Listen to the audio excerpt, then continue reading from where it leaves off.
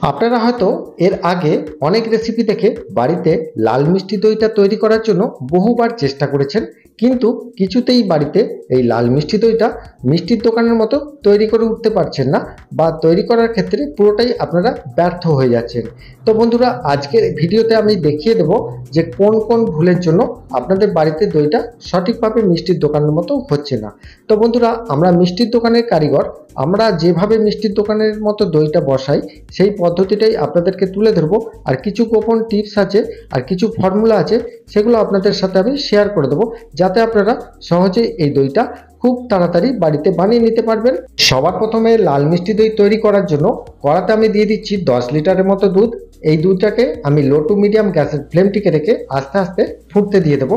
দুধটা যতক্ষণ ফুটছে ততক্ষণ আমি একটা গামলার মধ্যে 6 কেজির মতো জল নিয়ে নেব। জলটির মধ্যে আমি এখানে পাউডার দুধটা গুলে নেব। এখানে আমি সাগর পাউডার দুধটা ইউজ করেছি, আপনারা চাইলে যে কোনো পাউডার দুধ এখানে ইউজ করতে পারবেন, আমুল দুধও ইউজ করতে পারবেন, কোনো অসুবিধা নেই। এখানে ফর্মুলাটা দেখে নিন ভালো করে। 6 কেজি জল আর 1 কেজি পাউডার দুধ আমি এখানে দিয়েছি, সাগর পাউডার দুধ। এবারে এই পাউডার দুধটাকে ভালো করে আমি গুলে নেব। আর এখানে দেখবেন যে কোনো অংশে পাউডারটা যেন ডালা পাকিয়ে না থাকে। পাউডার দুধটি গোলা হয়ে গেলে এখানে আমি যে দুধটা ফুটছিল 10 কেজি দুধটা, সেই দুধটার মধ্যে আমি 100 গ্রাম চিনি প্রথমেই ইউজ করে তারপরে কিন্তু দুধটাকে আমি আস্তে আস্তে ফোটাবো।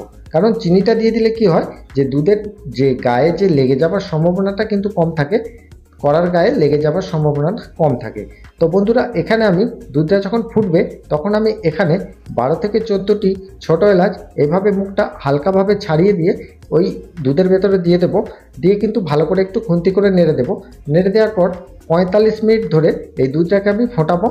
আর দেখুন, এখানে 45 মিনিট হয়ে গেছে। দুধটা ফুটে যাওয়ার পর কতটা দুধ এখানে কমে গেছে দেখুন, কতটা উপরের দিকে দুধটা ছিল আর কতটা নিচের দিকে নেমে গেছে। তাহলে এখানে আমার দুধটা সঠিকভাবে ফোটানো হয়ে গেছে। এবার এখানে যে পাউডার দুধটা আমি গুলে রেখেছিলাম সেটা আমি এই দুধের সাথে দিয়ে দিলাম। দেওয়ার পরে আমি এখানে চিনিটা দেব। চিনিটা আমি এখানে 400 গ্রাম করে ওজন করে নিয়েছি। 400 গ্রামে করে ওজন করলে এখানে 4 কেজি চিনি আমার লাগবে। তো এখানে আমি 3.5 কেজি চিনি দিয়ে দিচ্ছি। আর 500 গ্রাম চিনি আমি কিন্তু রেখেছি ক্যারামেলটা তৈরি করার জন্য।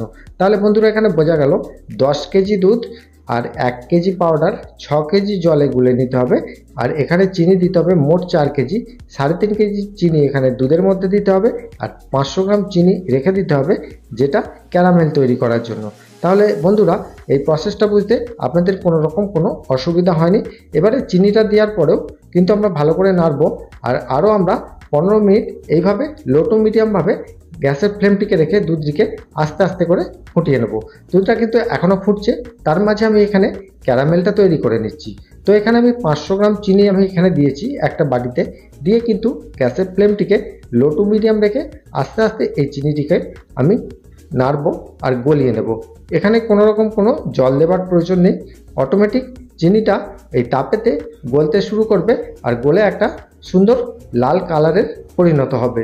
তো বন্ধুরা, এখানে এই ক্যারামেল তৈরি করার ক্ষেত্রেও আপনাদের অনেক সময় ভুল হয়। যে ভুলগুলো হচ্ছে, ক্যারামেলটা খুব বেশি পুড়ে যায়। তাতে করে কি হয়, যে দইয়ের স্বাদটা কিন্তু একটু তেঁতো তেঁতো হয়ে যায় আর দইয়ের কালারটাও কিন্তু খুব একটা ভালো আসে না।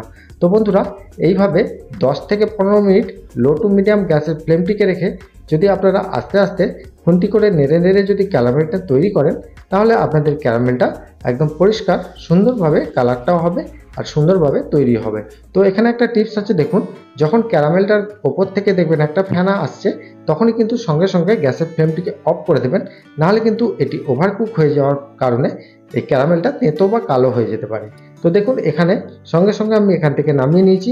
নামিয়ে নেওয়ার পর এতে ঠান্ডা করে নিতে পারেন বা ডাইরেক্ট দিয়েও দিতে পারেন।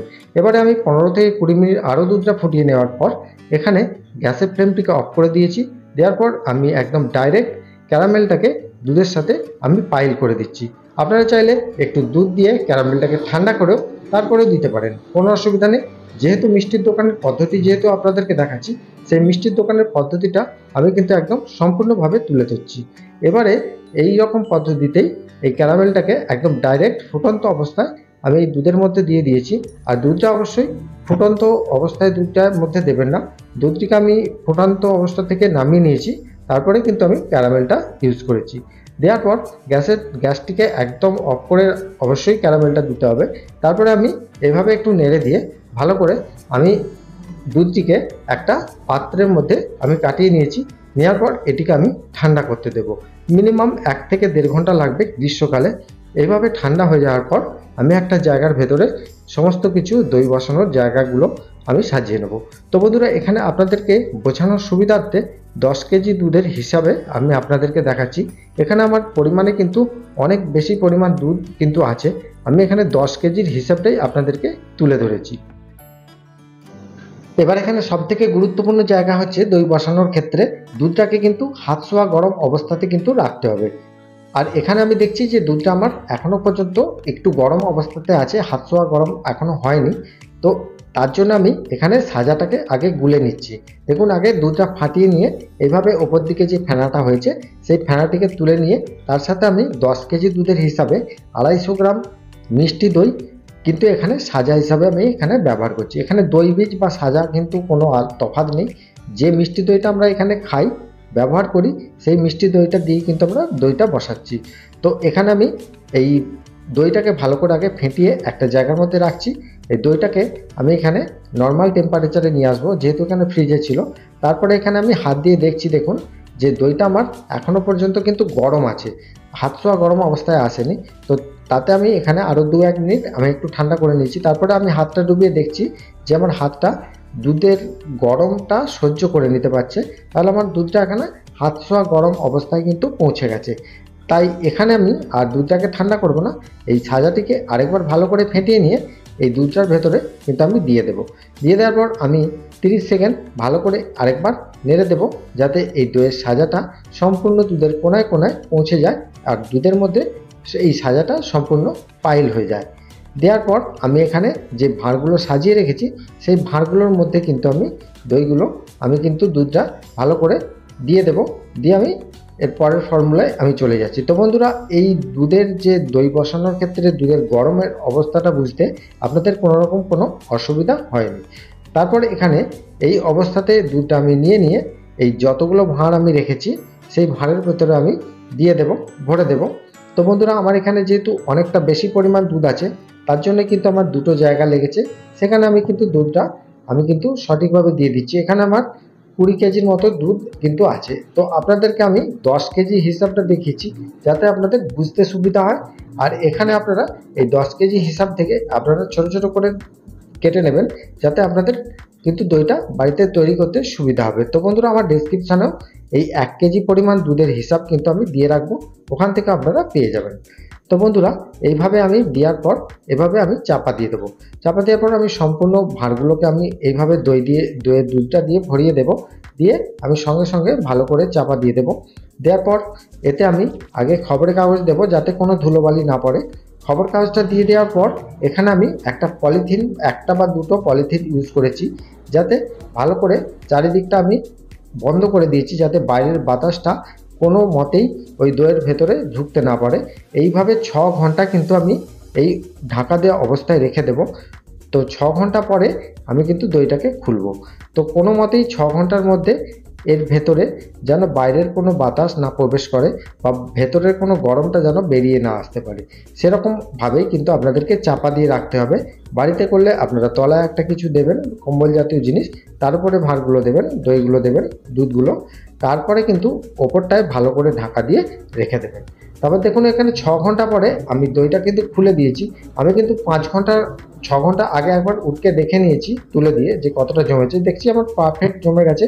তাই আমি এখানে 6 ঘন্টা পর এই সম্পূর্ণ দইয়ের ওপর থেকে ঢাকাগুলো খুলে নিয়ে এভাবে আমি দইগুলো দেখে নিচ্ছি যে আমার সম্পূর্ণ হয়ে গেছে। দেখুন, এই গরম অবস্থাতেই কিন্তু দইটা কতটা টাইট হয়েছে, আর ঠান্ডা হয়ে গেলে কতটা হবে সেটা আপনারা নিশ্চয়ই দেখেই বুঝতে পারছেন।